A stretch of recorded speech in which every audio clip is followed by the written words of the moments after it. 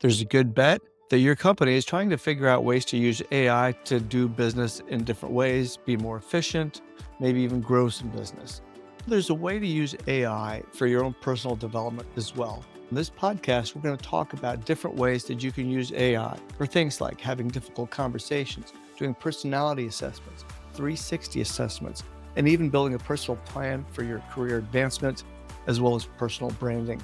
Joining me today on this podcast is Leadership Coach of the Year, Dr. Jeff Kaplan from Leading with Heart. Jeff, welcome. Thanks, Raj. Great to be here. AI is everywhere. It is touching every industry. So as leaders start to figure out ways to use AI, not just for their own business, but also for themselves to become a better leader, let's break it down in certain scenarios. Why don't we start with having difficult conversations? So you need to have a conversation. Let's describe a scenario and then share some ideas on how you could use AI to help you with that difficult conversation. Yeah, that's a great one. So just imagine that let's say that you have a direct report you need to give some feedback to, Yeah. right? And you want to hold them accountable, but you don't want to throw them over the cliff. AI can be actually extremely helpful. I can just give you an example of something I did using ChatGPT as a sort of as a model of an AI application that we're building here at Leading with Heart to help people do some role playing with having difficult conversations. And the genesis of it is the first thing you can do is you can plug in, you give instructions to the AI engine and you let them know the scenario and the person's relative, are they the manager or their peer or what have you. And then you tell them the situation and the outcome you'd like to have. And then what you can do is you can tell AI what values would you like to lean into or other instructions to really help the engine understand how you're trying to approach this. Now, we in the engine that we're building, we have all that built in, right? Being empathetic and understanding and all that. And so what you do is so you start having this conversation, right, with this learning language model, and that's what's great about AI today, right? Is that there's these language models. And the first thing it does is it'll give you an example of the template. This is how it should flow. Then it can say, here's the conversation, how it could go based on what you said about the person you're having a conversation with. And then you actually do the role play. And then in the middle of the role play, you can say, as I did in my little example, is you're being too easy. I want you to be more resistant. I want you to be pushed back a lot harder. And so you can crank it up. And then at the end of the role play, where you practice it a couple of times, it can actually say, so what principles did you use to help me do this? Right. And so you're not just practicing it, you're actually you're learning how to do it. You're learning how to improve your skill in having difficult conversations. I really love the way of that idea of using ChatGPT or whatever AI tool you're using to actually do the role play. And I know that they've got the voice button, so you don't have to necessarily type in everything. You can just click the voice button and have that conversation, and it will have a conversation back with you. Those are some great tips. To just summarize what we talked about on that scenario for a difficult conversation, put in a prompt about what the situation is, your desired outcome, the values that you'd like to see happen, and then start a role play and then have that conversation so you can practice. And you can do that a couple different times, and you should be at that point fairly ready for that difficult conversation. Yeah, and then the teaching part at the end, you say, "So what did you do?" We have an application to help people write better emails, and the part that I like about it the most is at the end of the email, whether the our engine is crafting the email for you or whether it's improving an email that you drafted, you can click a button and it'll tell you, "Do you want to know why I made these changes?" When you use exclamation marks, it sends Mm. a sort of an aggressive message, right? And so just teaching the people about how to improve their email writing or their difficult conversations in this case, Yeah. it's just really I helpful. think that's a really important point to drive home as well, is that allow AI to help you just improve your own habits and the way you're interacting. Y- I think those. Yes, and I just want to say you just said the key word, Raj, is help you, Right. right? And so a caution is AI is not to substitute for it. I could Right. see someone using an engine and whether they use good inputs or not, and then like they blow up a relationship. And so it's always good Yeah. to not lose your head and not That's right. over rely on AI. You are still in charge. Let's hop over to scenario number 2. and that is doing a personality assessment. How would a leader use AI to do a personality assessment? So Y- let's define what we mean by personality assessment, and then we'll go into using AI. Yeah. So as an executive coach, we give out different types of personality and behavior and communication assessments all the time, kind of a typical part of an engagement. And one of the assessments we use is Hogan assessments, and it's the leading personality assessment used in business. This is really top notch. And so I've been working with their chief scientist officer. They've launched a kind of beta version of what I'll do is I can put in someone's job title, I can put in their job description, and then I can upload anonymously their report. And then I can start asking questions. I say, based on all this, what are some strengths that you want to leverage and how can you actually better leverage that? You can do it for selection. Like how well does this personality become a good fit for this position. And you don't ever want to use, say, a personality assessment as a single indicator, but it's really helpful to know if someone's really going to be successful in a particular role. So it can help you with that. But it's almost endless what you can do with it. You can say, okay, so let me come up with some development plans. Once we do an assessment, we'll put together with the leader a development plan. And so I can say, give me a list of 10 to 15 very specific actions that this leader can do to improve their ability to, say, influence others that will take 5 minutes or less to do, leveraging their strengths and then mitigating sort of their potential barriers, right? So from understanding the report to looking at a match between them and the job to putting together a development plan using AI for personality assessments can provide an enormous amount of richness to the whole experience. That's also a very good use of it. Let's jump over to a third scenario. And so it's also an assessment. That's to do a 360 assessment to figure out what everybody else thinks of you, too.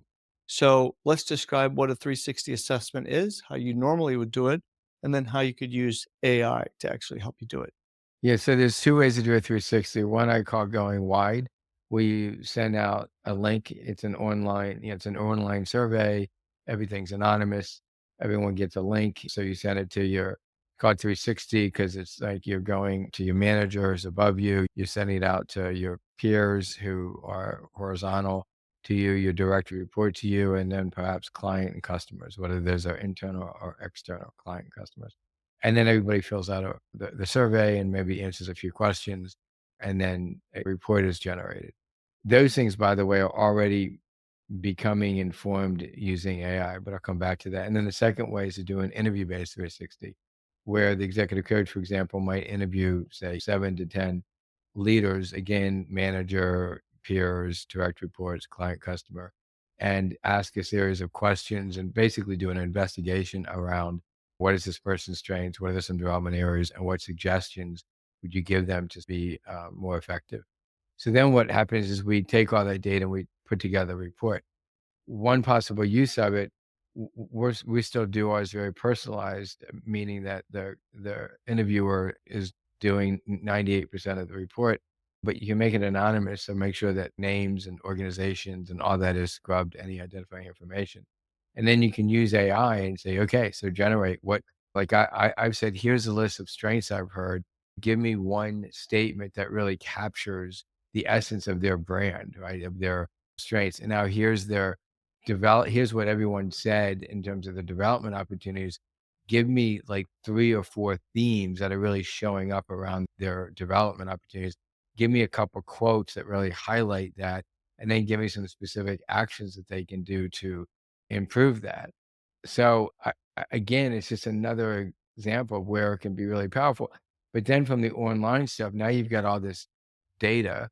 You can download the data anonymously, right? So radio sections, and you can use AI to begin to look at, for example, what are some of the organizational themes, right? There's an organization that we have our own Leading with Heart 360.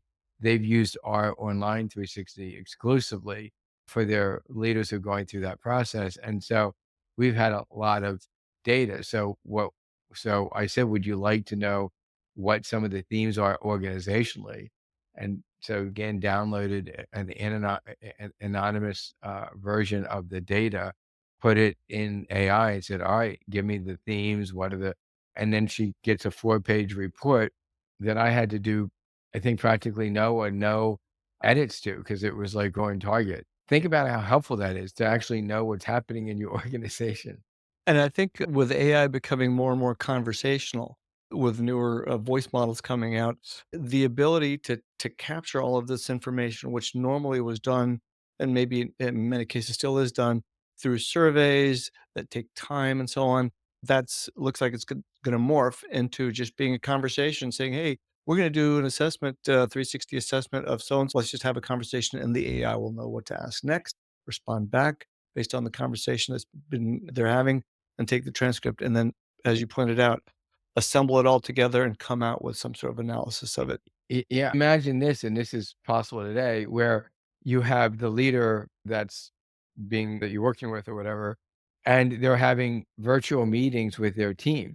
And then so AI can you can upload, tell AI what you're working on from a development. Maybe I'm working on executive presence, I'm working on better listening, I'm working on engagement, trying to get all the team members to engage. And then AI can give that leader feedback. Here's how you showed up in that meeting, Mm. right? And here's some suggestions of what you could do next time.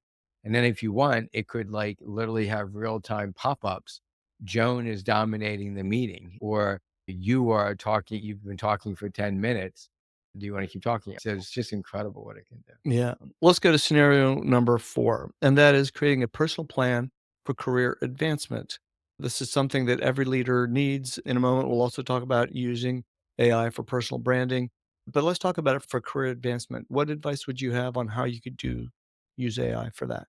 For one of the things that I do when people come to me around career advancement is it starts with what's your brand, right? So what are your things that you're really good at? And so when someone's looking at a stack of resumes, or I've just had several interviews, what's going to make you stand out?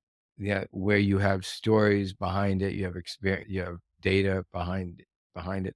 For example, I get things done with and through people, or I drive results, or I motivate others, right? Like, so whatever their brand is, AI can first of all help you get clear on what is it that you enjoy doing, and through a series of questions can really help figure out what you're good at doing and help you identify what your brand is. And then if you have an API linked to LinkedIn, for example, it can actually start searching for job opportunities that are out there that are specific to your interests and your experience.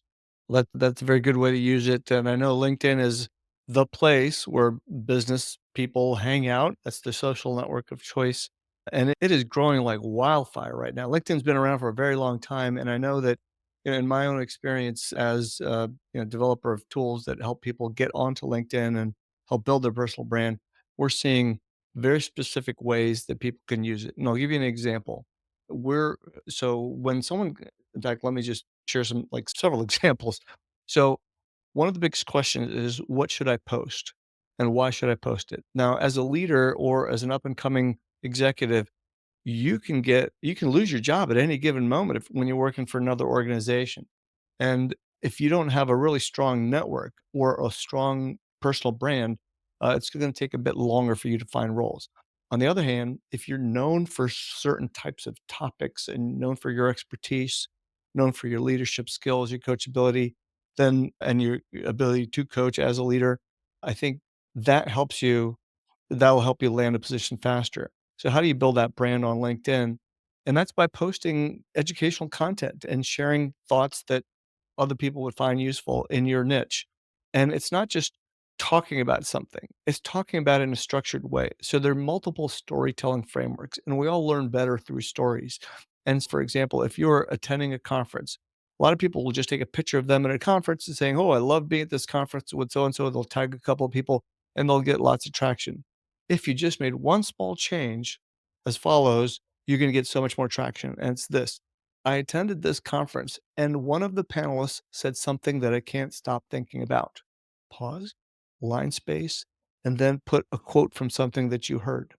Now, what this does is it creates curiosity so that people who are flipping through that LinkedIn feed look at that and saying, "What did Raj hear that caused him to make him keep thinking about something?" And then they click to read the rest of the post, and you can then you just have a little analysis of what you heard, comment to what you heard, maybe why it resonated with you, maybe about how it relates to a customer story that you had. But it suddenly becomes very authentic. But those hooks are so important in getting people to engage with you. And I've found through my own personal experience that just writing in styles that have a hook, a really deep body that's got your authentic stories, your examples, use cases, customer situations, scenarios, things like that that you talk about. It allows readers to see their lives playing out in the stories that you're posting. And that's what builds the connection. And that actually helps you build your influence. And that's actually what our product is all about, is helping you to build your influence. What is your product? So our product is called Make Media, and it's makemedia.ai, and it allows people to help them build their influence by telling stories. And it's an AI tool that will interview you, and all you have to do is talk to make your answers. And as you answer, it captures what you're saying, figures out what questions to ask you next, and takes your entire transcript and then gives you outputs that are great written LinkedIn posts. And it will also create full articles that are SEO friendly, things that you can use in your newsletters or in your blogs and help you create content a lot faster just by having a conversation. So it's actually in beta mode right now. We're getting ready to launch the final version very soon. But if anybody wanted to check it out for free right now, just go to makemedia.ai and it's available for testing out.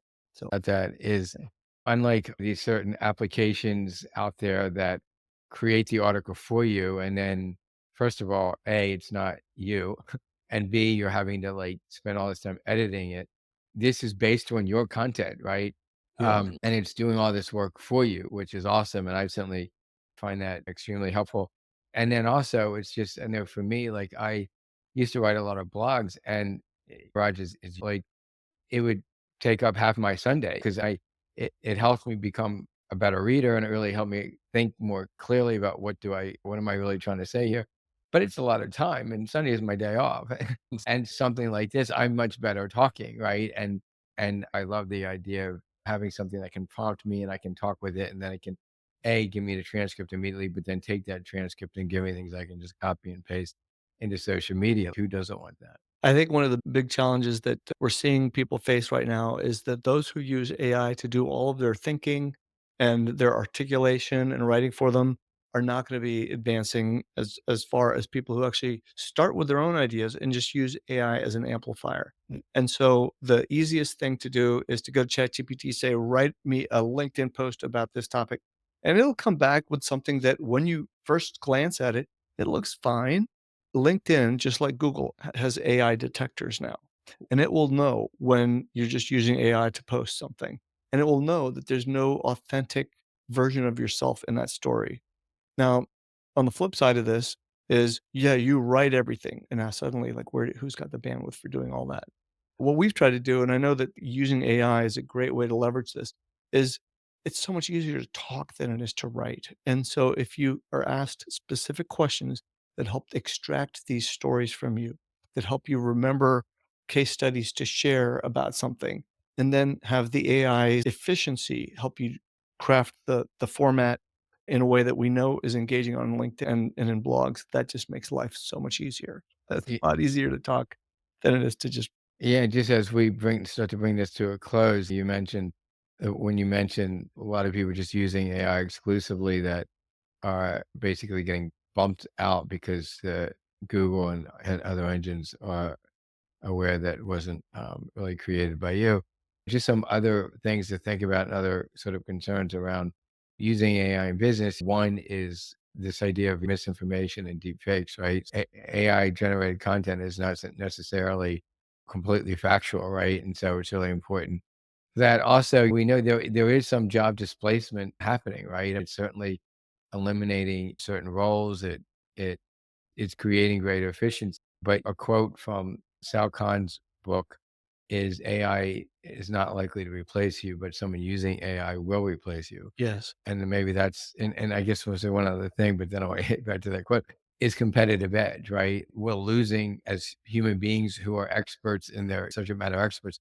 We're losing our competitive edge because other people are starting doing that. So it also just it just says like really need to get with AI so that you can stay one step ahead, leveraging your own subject matter expertise with it, but also just being aware of the of how the landscape is changing and staying on top of your own game. That's right, and if you are under 35 right now, I think do yourself a favor, spend a couple of evenings, spend some weekends. There are a lot of AI courses out there that are free. There's some on Coursera from I know there's one on prompt engineering from Vanderbilt's a good one. I think Michigan's also got courses. They're free courses and it'll really give you a leg up. And the reason I say that for people who are under 35 is you got a long career ahead of you. And it's going to be filled with people who know AI and they will get farther ahead of you if you don't know it. So make yourself competitive and sharpen that axe. Jeff, great conversation. Everybody listening, tuning in, thank you for joining. I hope you got some ideas about how you can use AI to improve your career and get better at being a better leader. Thanks for joining Great. us. Yep. Thank you. Appreciate it, Raj.